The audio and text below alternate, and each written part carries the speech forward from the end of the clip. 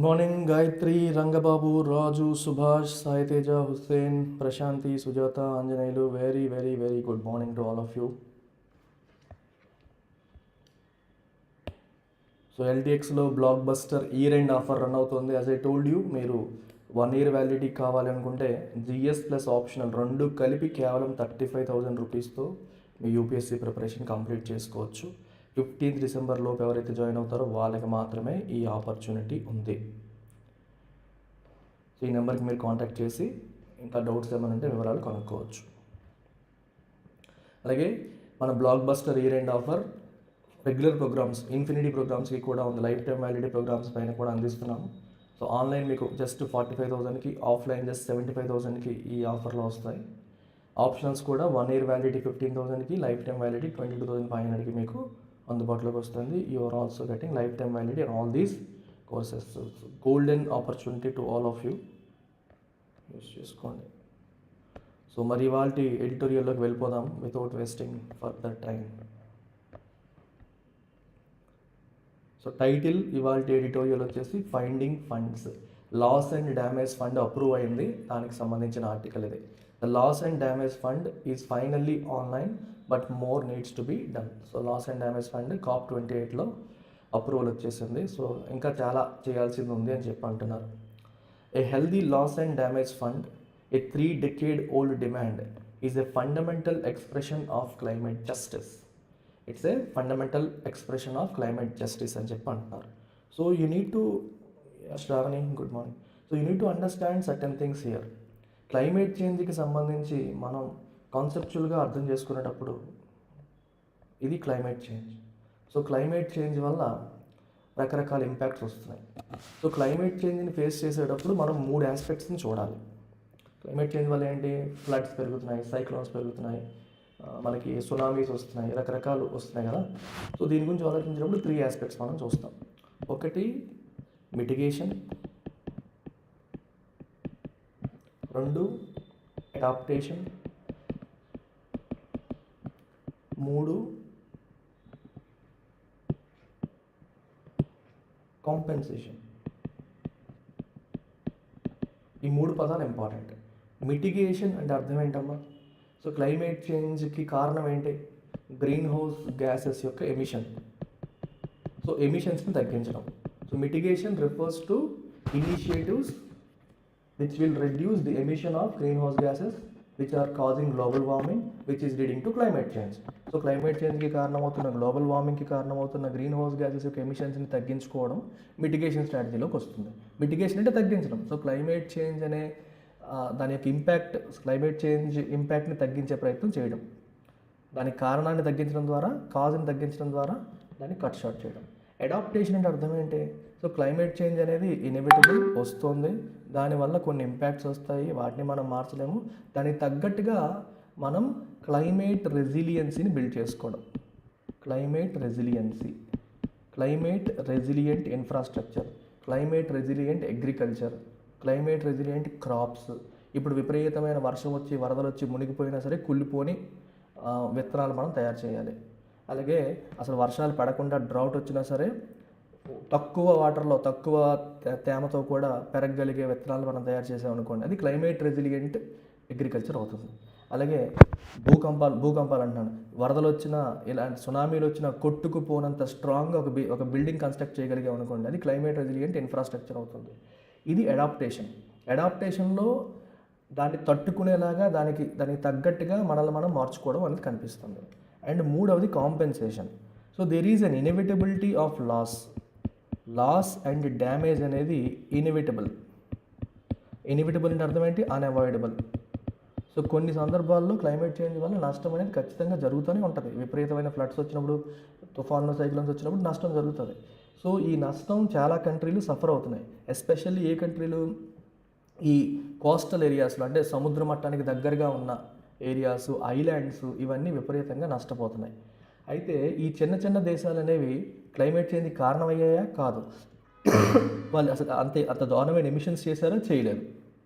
అంటే carbon foot print విషయంలో తీసుకున్న, ఎమిషన్స్ విషయంలో తీసుకున్న వాళ్ళ కంట్రిబ్యూషన్ చాలా తక్కువ.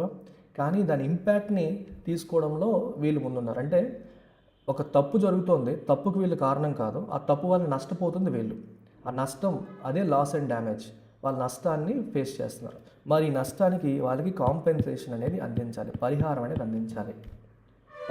అందించాలి. నష్టం కలిగిస్తుంది ఎవరు? Rich countries. క్లైమేట్ చేంజ్ కారణం ఎవరు? రిచ్ కంట్రీస్ క్లైమేట్ చేంజ్కి కారణం. ఈ పూర్ కంట్రీస్ లేదా ఈ చిన్న చిన్న కంట్రీస్ ఏవైతే ఉన్నాయో they are bearing the brunt of this climate change యొక్క ఇంపాక్ట్ని వాళ్ళు అనుభవిస్తున్నారు. సో అందుకని వాట్ ఈస్ క్లైమేట్ జస్టిస్ అంటే అర్థం ఏంటి? ఎవరైతే నష్టపోయారో వాళ్ళకి పరిహారం కల్పించడం, నష్టం ఎవరైతే కలిగించారో వాళ్ళ పాకెట్లోంచి ఆ డబ్బులు తీసుకోవడం, దానికోసం ఏర్పాటు చేయబడ్డ ఫండే లాస్ అండ్ డ్యామేజ్ ఫండ్. దానికోసం అంటే క్లైమేట్ చేంజ్ వల్ల ఆల్రెడీ నష్టపోతున్న డెవలపింగ్ మరియు అండర్ డెవలప్డ్ కంట్రీస్ ఏవైతే ఉన్నాయో వాళ్ళకి పరిహారం కల్పించడం కోసం ఏర్పాటు చేస్తున్న ఫండే loss and damage fund. Is that clear everyone? Any doubts? Loss and damage fund అంటే ఏంటో అర్థమైందా?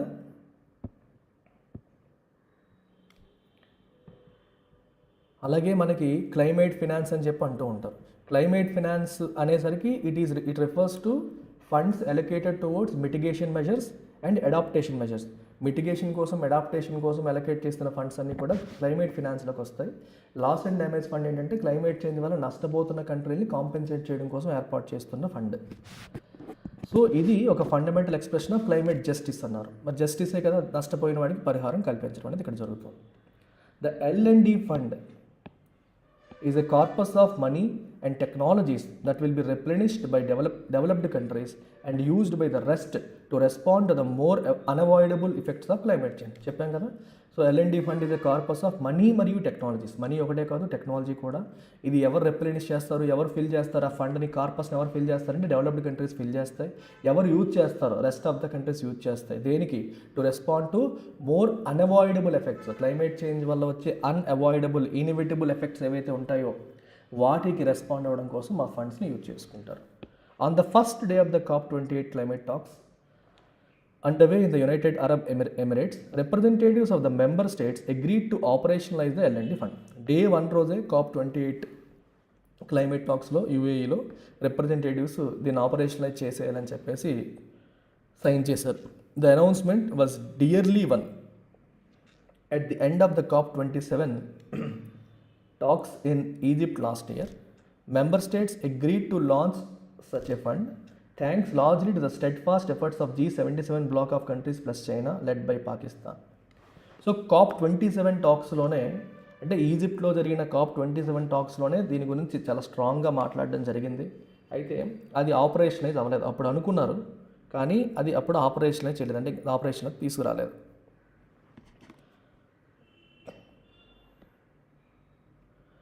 ఓకే, అయితే ఇమీడియట్గా ఓకే అయిందా? అవ్వలేదు. ఆ 1 ఇయర్లో రకరకాల మీటింగ్స్ జరిగాయి.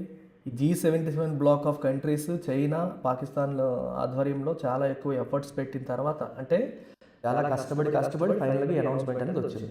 డియర్లీ వన్ అంటే మీనింగ్ ఏంటంటే చాలా లాట్ ఆఫ్ ఎఫర్ట్తో, లాట్ ఆఫ్ సఫరింగ్తో వచ్చింది అన్నట్టు మనం తీసుకోవచ్చు అని చెప్పవచ్చు. 4 meetings of the transitional committee were to follow to determine how its money would be dispersed. Transitional committee అని ఒకటి ఏర్పాటు చేశారు, ఇది ఎలా చేయాలి ఏంటి అని. ఆ కమిటీ 4 మీటింగ్స్ జరిగాయి COP27 మీటింగ్ తర్వాత. లాస్ట్ ఇయర్ COP27 మీటింగ్ అయిన తర్వాత ఒక ట్రాన్సిషనల్ కమిటీ ఏర్పాటు చేస్తారు. ఆ కమిటీ 4 సార్లు మీటింగ్స్ జరిగి ఈ మనీ ఎలా డిస్బర్స్ చేయాలి ఏంటి అని డిటర్మైన్ చేయడం కోసం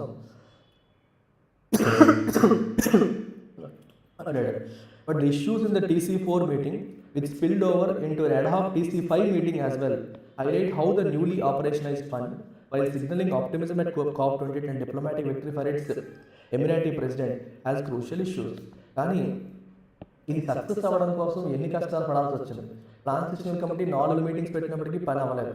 మళ్ళీ అప్పటికప్పుడు 5వ మీటింగ్ కూడా పెట్టి ఈ ఇష్యూస్ అన్నింటినీ సార్ట్అవుట్ చేయడానికి రకరకాల ప్రయత్నాలు చేశారు. ఇది ఫైనల్గా సాధించారనమాట. ఇదంతా దేన్ని హైలైట్ చేస్తుందంటే, ఇది COP28 పాజిటివ్గా స్టార్ట్ అవుతుందని ఆప్టిమిజం ఇండికేట్ చేస్తున్నప్పటికీ, అలాగే ఎమిరాటీ ప్రెసిడెంట్, యూఏఈ ప్రెసిడెంట్కి ఒక డిప్లొమాటిక్ విక్టరీ, వాళ్ళ దేశంలో జరుగుతున్న మీటింగ్లో ఒక సిగ్నిఫికెంట్ అచీవ్మెంట్ వచ్చింది అనే ఆస్పెక్ట్ కూడా ఇండికేట్ చేస్తుంది. కానీ దీంట్లో చాలా క్రూషియల్ ఇష్యూస్ ఉన్నాయి. అంటే ఈ ఫండ్ ఎవరు ఆపరేట్ చేస్తారు, ఎక్కడ ఆపరేట్ చేయాలి, ఫండ్ ఎలా డిస్బర్స్ చేయాలి, ఎవరు ఎంత కంట్రిబ్యూట్ చేయాలి, ఇలాంటి అంశాలు, ఏ కంట్రీ ఎంత ఇవ్వాలి, ఏ ఫార్ములా ప్రకారం చేయాలి, ఈ ఆస్పెక్ట్స్ అన్ని తేల్చుకోలేక చాలా రోజులు పట్టేశాయి, చాలా ఇష్యూస్ ఉన్నాయి అని చెప్తున్నారు అనమాట. ఇప్పుడు ఫైనల్గా ఆపరేషనైజ్ చేశారు. First it will be hosted by the World Bank for an interim period of 4 years. ఒక 4 ఏళ్ల పాటు వరల్డ్ బ్యాంక్ హోస్ట్ చేస్తుంది. And will be overseen by independent secretariat. దీనికి సెపరేట్ ఆఫీస్ అనేది పెడతారు. ఆల్రెడీ ఉన్న ఆఫీసులో కలిపారు, దీనికోసం సెపరేట్ సెక్రటేరియట్ ఫామ్ చేసి వాళ్ళు ఓవర్సీ చేయడం జరుగుతుంది. The bank is expected to charge a significant over head fee.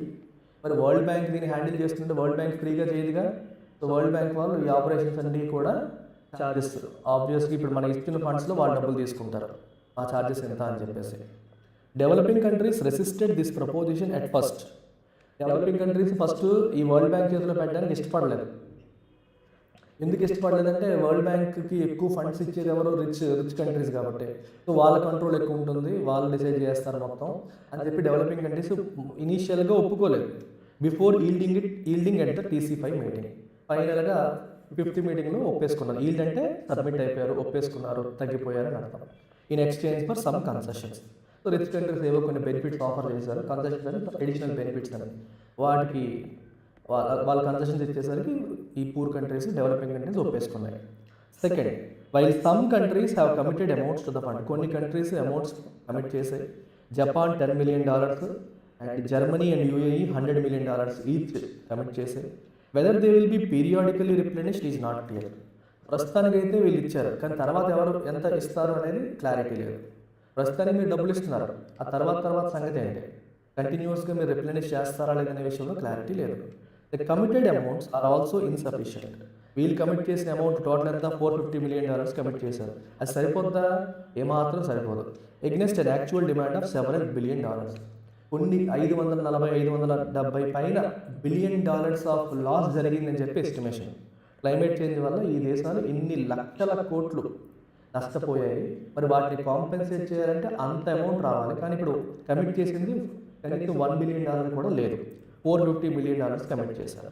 This shortfall, though it is premature to deem it so, comes against the backdrop of developed countries missing their 2020 deadline to mobilize a promised $100 billion in climate finance and managing to deliver only $89.6 billion in 2021.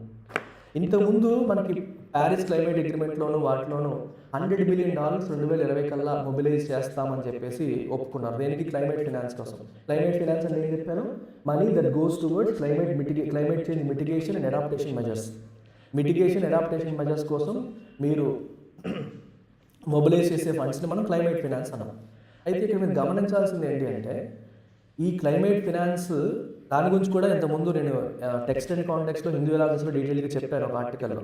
మీరు observe చేస్తుంటే ఈ rich countries ఏం చేశాయంటే అప్పులు ఇచ్చాయి, loans ఇచ్చాయి.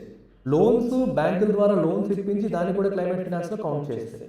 వాళ్ళు grants ఇవ్వలేదు. మీరు గ్రాంట్ ఇచ్చారనుకోండి తిరిగి అడగరు, అప్పు ఇచ్చారనుకోండి తిరిగి అడుగుతారు. పోనీ అప్పు ఇచ్చిన వాళ్ళు ఏమైనా కన్సెషనల్ రేట్ ఆఫ్ ఇంట్రెస్ట్కి అడిగారా? అక్కడ కూడా రెగ్యులర్ వడ్డీలు ఎప్పటిలాగే వేసేసి ఫండ్స్ ఇచ్చేసి మేము క్లైమేట్ ఫినాన్స్ చేస్తాము, కంట్రిబ్యూట్ చేస్తామని చెప్పేసుకుంటున్నారు.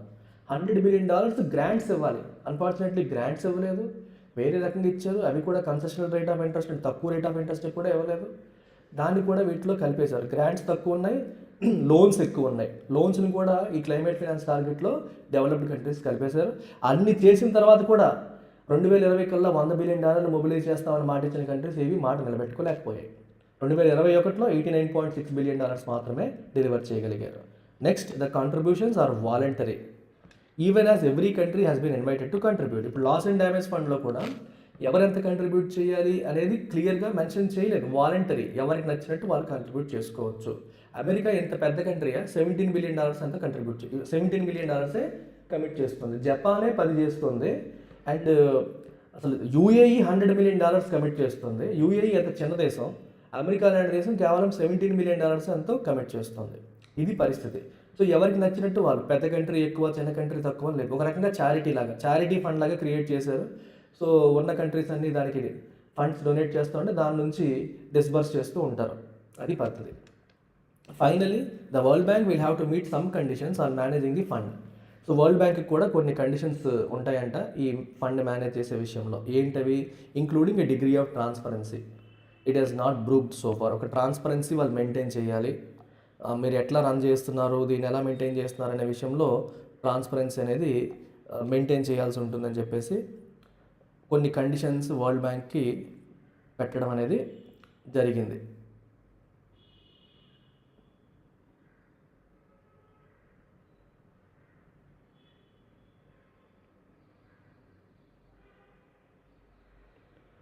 ఓకే, అంటే ఆ కండిషన్స్ ఇంకా ఒప్పుకోలేదంట వరల్డ్ బ్యాంక్, ఇంకా ఒప్పుకోలేదు ఆ conditions.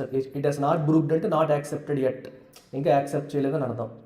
And submit report to the parties to the Paris agreement. Paris అగ్రిమెంట్లో ఎవరైతే సైన్ చేశారో వాళ్ళందరికీ రిపోర్ట్ వరల్డ్ బ్యాంక్ సబ్మిట్ చేయాలి. If its stewardship is determined to be unsuitable. Stewardship అంటే ముందు నుంచి నడిపించడం. సో వరల్డ్ బ్యాంక్ సరిగ్గా నడిపించట్లేదు అని అనిపిస్తే the fund can exit the World bank. World bank నుంచి ఫండ్ ఎగ్జిట్ అయిపోవచ్చు. The L&D funds contents need to be easily accessible to those who need it most. దీని కంటెంట్స్ అంటే దీని ఫండ్స్లో ఉన్న ఈ ఫండ్స్ ఏవైతే ఉన్నాయో ఎవరికి అవసరమో వాళ్ళకి అవి యాక్సెసిబుల్గా ఉండాలి. ఇన్ టైమ్లీ ఫ్యాషన్, వాళ్ళకి అవసరమైనప్పుడు అందించగలగాలి. Sans pedantic bureaucratic hurdles. Sans అంటే వితౌట్. సాన్స్ అంటే మీనింగ్ ఏంటమ్మా? వితౌట్ అని అర్థం. పెడాంటిక్ అంటే చెప్పండి, ఎవరైనా తెలుసా? పెడాంటిక్ బ్యూరోక్రాటిక్ హర్డిల్స్ అంటే టూ మచ్ ఆఫ్ రూల్స్ ఇట్లాంటివి పెట్టుకొని. బ్యూరోక్రాటిక్ హర్డిల్స్ అంటే ఆ రూలు ఈ రూలు ఇది అది పెట్టేసి అంటే too much of concern with rules అనమాట. దాన్ని పెడాంటిక్ అంటాం. ఈ హర్డిల్స్ అన్ని రకరకాలు క్రియేట్ చేసి అలాగే తక్కువ అండ్ ఇన్ సఫిషియెంట్ క్వాంటిటీస్లో ఇవ్వాలి. ఎవరికి ఎంత అవసరమో దానికి తగ్గట్టుగా ఫండ్స్ అందించాలి. అలా ఇచ్చినప్పుడే ఉపయోగం ఉంటుంది. As things stand there is little guarantee that any of these requirements will be met. ప్రస్తుతం ఉన్న పరిస్థితులు చూస్తుంటే ఈ రిక్వైర్మెంట్స్ ఏవి జరిగేటట్టుగా కనిపించట్లేదు. By the L&D fund is finally online, a lot more needs to be done. Fund అయితే వచ్చింది కానీ ఇంకా జరగాల్సినవి చాలా ఉన్నాయి అని చెప్పి ఫైనల్గా ఇక్కడ చెప్తున్నాను అనమాట. ఇదమ్మా story of today's article. So there are so many issues which needs to be resolved అని చెప్పి ఫైనల్గా ఇక్కడ చెప్తున్నారు. ఫండ్ అయితే మంచిదే, ఐడియా మంచిదే, ఆపరేషనల్ ఇష్యూస్ చాలా వస్తాయి. అవి రాకుండా ఎట్లా చేయాలి అనేది ఇక్కడ మనం చూసుకోవాల్సిన అంశం. Is that clear, everyone?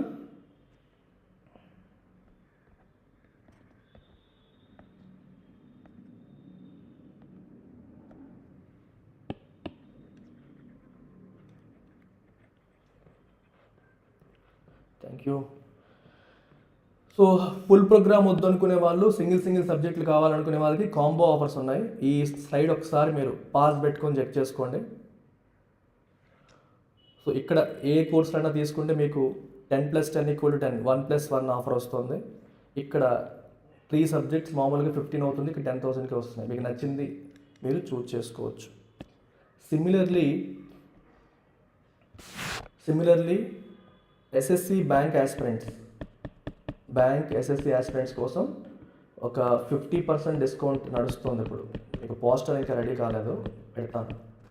So bank course ఏదైతే ఉందో మన 6,000 రూపీస్ కోర్సు ఇప్పుడు మీకు 3,000కే వస్తుంది. So you get quant, reasoning, English 3 కూడా మీకు వచ్చేస్తాయి 3,000 రూపీస్కే. And all are taught by me. నా వీడియోస్ నేను టీచ్ చేసిన క్లాసెస్ వస్తాయి. అలాగే ఎస్ఎస్సి కూడా అంతే. 8,000 రూపీస్ రెగ్యులర్ ఫీ, ఇక్కడ మీకు 4,000కి వస్తుంది. బ్యాంక్ ప్లస్ ఎస్ఎస్సి కాంబినేషన్ మీకు తీసుకుంటే ఇది 10,000 రెగ్యులర్ ఫీ, ఇది మీకు 5,000కి వస్తుంది. అలాగే ఆర్బీఐ గ్రేడ్ బి ఇంట్రెస్ట్ ఉన్న వాళ్ళు you are getting it for 6,000 rupees. And ఇవన్నీ కలిపి కంబైన్డ్గా దాన్ని సుప్రీం ప్యాక్ అంటాం. ఈ సుప్రీం ప్యాక్ కూడా నేను తక్కువ ప్రైస్కే 7,000కి ఇస్తున్నాను. So make use of this opportunity. Bank SSC aspirants ఇంత తక్కువ కాస్ట్లో మీకు ఎక్కడ దొరకదు, విత్ లైఫ్ టైం వ్యాలిడిటీతో. అన్నిటికీ లైఫ్ టైం వ్యాలిడిటీ కూడా లభిస్తుంది. Make use of this opportunity everybody. మళ్ళీ రాని అతి తక్కువ లోయెస్ట్ ప్రైసెస్ ఇవి. And highest quality, lowest price, మళ్ళీ రాని chance. Make use of dum.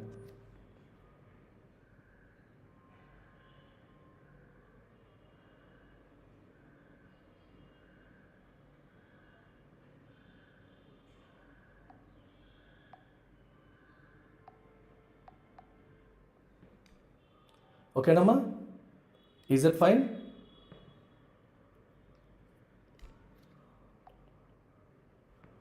Tell you friends, bank aspirants, SSC aspirants ఎవరంటే వాళ్ళకి కూడా చెప్పండి, తక్కువ కాస్ట్లో మనం అందిస్తున్నాం. అండ్ క్లాసెస్ కూడా ఎప్పటివాని కాదు, నేను ఎప్పటికప్పుడు చెప్తూనే ఉన్నాను. లేటెస్ట్ క్లాసెస్ మీకు అందుబాటులోకి వస్తాయి. లైవ్ జరుగుతున్నప్పుడు నేను చెప్తున్నప్పుడల్లా మీకు లైవ్ వస్తూనే ఉంటాయి. రిమైనింగ్ టైంలో మీరు రికార్డింగ్స్ చూసుకోవచ్చు.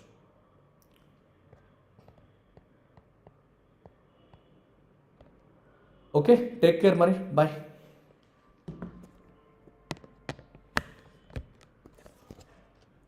Don't forget to hit the like button. Like చేయండి.